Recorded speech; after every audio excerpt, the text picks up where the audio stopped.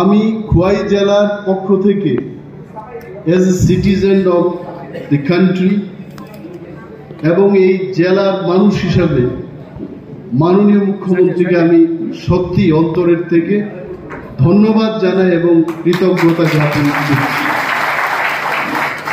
কারণ হলো 1963 সাল থেকে ত্রিপুরায় আমরা 11 জন মুখ্যমন্ত্রী পেয়েছি এবং এই 11 জন মুখ্যমন্ত্রীর মধ্যে প্রফেসর ডক্টর মানিক শাহ, যিনি আমাদের বর্তমান মুখ্যমন্ত্রী, উনি এইবার মনে হয় প্রথমবার খোয়াই শহরে, খোয়াই জেলার হেডকোয়ার্টারে 9:30টায় একটা পদযাত্রায় অংশগ্রহণ করেছে। এটা আমাদের অন্তরের মধ্যে থেকে যাবে। খোয়াইবাসীর সমস্ত জেলার মানুষের কাছে এটা স্বর্ণাক্ষরে লিখিত থাকবে যে উনি আমাদের মাঝে এত সকালবেলায় এসেছেন, এবং আবারও ধন্যবাদ জানাচ্ছি। বিনয়ী মানুষ, ভেরি সিম্পল, এটা কল্পনাও করা যায় না। আমি অবশ্য ভাবি যে আমরা কাকে দেখেছি মুখ্যমন্ত্রী বলতে আমরা মানিক সরকার মহোদয়কে মুখ্যমন্ত্রী হিসেবে দেখেছি, বা আরো অনেক মুখ্যমন্ত্রীদের দেখেছি। But I can tell with my experience, এই যে এত বিনয়ী এবং সিম্পল সাদাসিধে মানুষের সাথে পায়ে হেঁটে উনি কিন্তু সারা খোয়াই মহকুমা পরিক্রমা করেছেন আজকে 5 কিলোমিটার, যেটা ভাবতে অবাক লাগে। এবং তারপরেও কিন্তু উনি সুস্থ। উনি আমাকে বলছেন যে অনিমেষ বাবু, আমি খোয়াইবারই প্রথম 5 কিলোমিটার হাঁটিনি, আমি ক্রস কান্ট্রি দৌড় প্রতিযোগিতায় কল্যাণপুরে এসেছি। বিশাল জিনিস। এবং উনাকে কাছে পেয়ে উনার সম্মুখে বক্তব্য করার যে সুযোগটা পেয়েছি, আমাদের ভারতবর্ষের মূল মন্ত্রতে কি হল? আমাদের মূল মন্ত্রই হচ্ছে বিবিধের মাঝে মিলন এবং বৈচিত্র্যের মধ্যে ঐক্য। আমি আগেও ছিলাম এই কল্যাণপুরের অনেক মানুষ, আমি জানি আমাকে অনেকেই করমর্দন করতে আপনারা আসলেন, বলছেন যে অনিরুদ্ধা কেমন আছে। বৈচিত্র্যের মধ্যে ঐক্য এবং বিবিধের মাঝে যে মিলন, এটা দেশের প্রধানমন্ত্রী নরেন্দ্র মোদীজি আরো এই স্লোগানটাকে করেছেন। উনি বলছেন যে এক ভারত শ্রেষ্ঠ ভারত। আমাদের অনেকেই প্রশ্ন করে, ত্রিপুরা মধা বিজেপির সাথে হাত মিলিয়েছে, কেন মেলাবো না? বাধা কোথায়?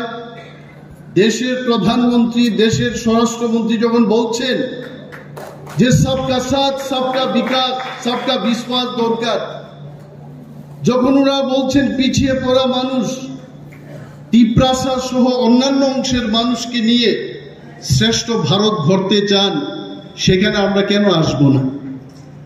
অনেকে আমাদের প্রার্থীকে নিয়ে বলছে উনি বহিরাগত। আমি বিরোধীদের বলবো এই মঞ্চ থেকে, রাহুল গান্ধীজি দিল্লি থেকে উনি উত্তরপ্রদেশে গিয়ে ভোটে নির্বাচন লড়তে পারেন, কেরালায় গিয়ে উনি লড়তে পারেন, আর আমাদের প্রার্থীকে বলছে বহিরাগত। উনি আমাদের মহারাজের কন্যা, কিরিট বিক্রম দেববর্মনের কন্যা, বলছে যে এই কীর্তি সিং দেবী কি আসল দেববর্মা না নকল দেববর্মা? আমি বুঝলাম না ব্যাপারটা। অনিমেষ দেববর্মা কি করে দেববর্মা হলো? কারণ বাবা দেববর্মা। প্রফেসর ডক্টর মানিক শাহ কি করে শাহ হলো? উনার বাবা শাহ, সম্মানীয় ML শাহ, আমরা সবাই জানি। উনার ছেলে হিসেবে উনি শাহ। তো দেববর্মার মেয়ে কি দেববর্মা হবে না?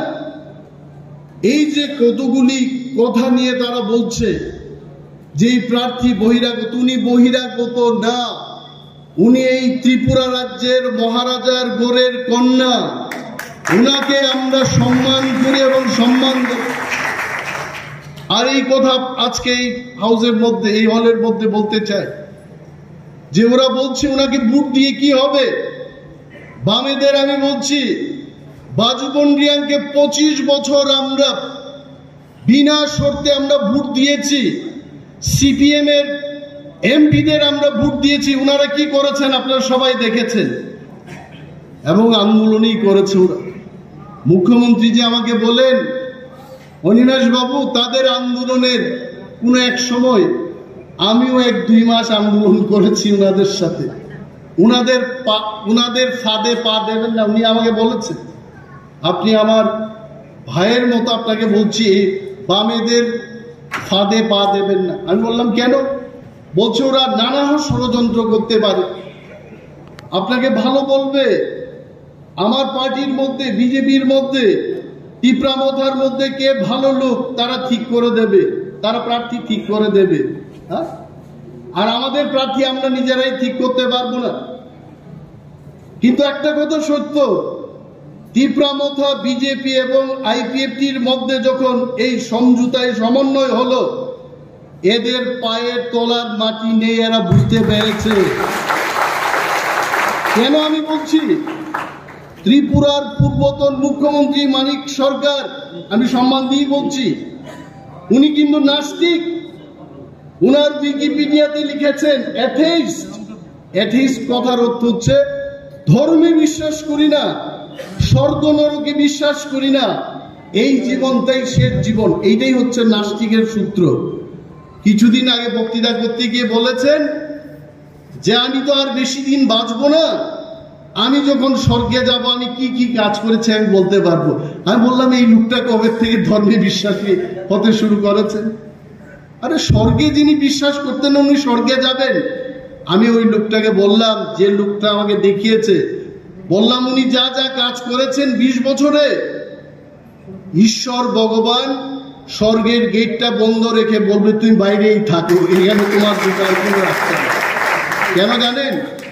আমি মানিক বাবুকে শ্রদ্ধা দিয়ে, আমাদের মুখ্যমন্ত্রী মানিক বাবু না, পূর্বতন মুখ্যমন্ত্রী মানিক সরকারকে বলছি, স্বর্গে যাওয়ার দরকার নেই আপনার। আপনি পৃথিবীতে যা যা করেছেন, আপনার সেই কাজের ফল 10,323 জন লোকের চাকরি শেষ হয়ে গেছে। তারপরে বলবেন উনি ভালো কাজ করেছে। যেখানে কমিউনিস্ট, আমি আপনারা তো সচেতন নাগরিক, বিশিষ্ট নাগরিক, যেখানে কমিউনিস্ট এখানে কিন্তু বিভাজন। এরা মানুষের মধ্যে ভেজালটা লাগাবে, রাজনীতি করবে। খোয়াই জেলার মধ্যে মহকুমায় আমরা কি দেখেছি? 97 সালের কথা আপনারা ভুলতে পারবেন? আমাদের টিপ্রা এবং বাঙালিদের মধ্যে সন্দেহের সৃষ্টি করিয়ে অনেক ব্যবসায়ীর ক্ষতি হয়েছে। আমি বলছি, এই হলের মধ্যে অনেক ব্যবসায়ীরা থাকতে পারে। টিপ্রারা বয়ে আসতে পারতো না খোয়াই, কল্যাণপুর। এটা কাদের সৃষ্টি ছিল? এবং তাদের যে 35 বছরের শাসনে আমরা 80 জুনের দাঙ্গা দেখেছি, এটা ভুলে যাবেন না। আর আজকে ত্রিপুরায় ভারতীয় জনতা পার্টির নেতৃত্বে যখন সরকারটা হলো, তারা বলতে পারবে একটা দাঙ্গা হয়েছে ত্রিপুরায়। আর যতদিন ভারতীয় জনতা পার্টি এবং তার সহযোগীদের সরকার থাকবে, ত্রিপুরা রাজ্যে জাতি উপজাতি ত্রিপুরাদের মধ্যে আর দাঙ্গাও হবে না। তাই কেন যাব? এই যে কথাই বললে হবে যে আমরা করছি, গরিবের সাথে করছি, লড়াই চাই, লড়াই করে বাঁচতে চাই। আর এমন লড়াইটা করাইছেন, ধনী মানুষ গরিব হয়ে আর বাড়ির বাইরে যাওয়ার কোনো টাকা নাই। বুলুদা এটা ভালোই জানে। বুলুদার সাথে আমাদের দীর্ঘদিনের রাজনীতি। এই লড়াই আমরা চাই না। আমাদের লড়াইটা হবে সবাই যেন ভালোভাবে থাকতে পারে, গরিব মানুষ যেন সরকারের সুবিধা পায়, মানুষ যেন কথা বলতে পারে আমাদের এমপির সাথে। আগে কি আপনারা দেখেছেন যে এত বছর 50 বছর কংগ্রেসের সরকার ছিল ভারতবর্ষের মধ্যে, মন্ত্রী এমপিদের আসতে দেখেছেন আপনারা? তখন আসতেন না, তারা সবাই বড় লোক। আর আজকে ভারতীয় জনতা পার্টি নরেন্দ্র মোদীজির নেতৃত্বে যখন কেন্দ্রের সরকারটা গঠন হলো, ত্রিপুরা রাজ্যের মধ্যে প্রতি মাসে কোনো না কোনো কেন্দ্রীয় মন্ত্রী ত্রিপুরা রাজ্যে আসছেন মানুষের খবর নেওয়ার জন্য। এই হচ্ছে নরেন্দ্র মোদীজির সরকার। আমি বিশেষ বক্তৃতা করবো না, কারণ মাননীয় মুখ্যমন্ত্রী আরো প্রোগ্রাম আছে।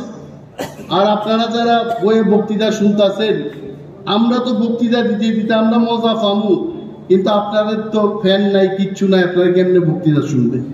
আরেকদিন আসবো, আমরা লোকালি প্রোগ্রাম করব, বিভিন্ন জায়গায় বক্তব্য করব, কিন্তু আমাদের একটাই স্বপ্ন থাকতে হবে। এবার মোদিজি কইছেন, ভারতীয় জনতা পার্টির সমস্ত শীর্ষ নেতৃত্বরা, এনডিএ জোটের নেতৃত্বরা বলছেন ইসবার 400 পার।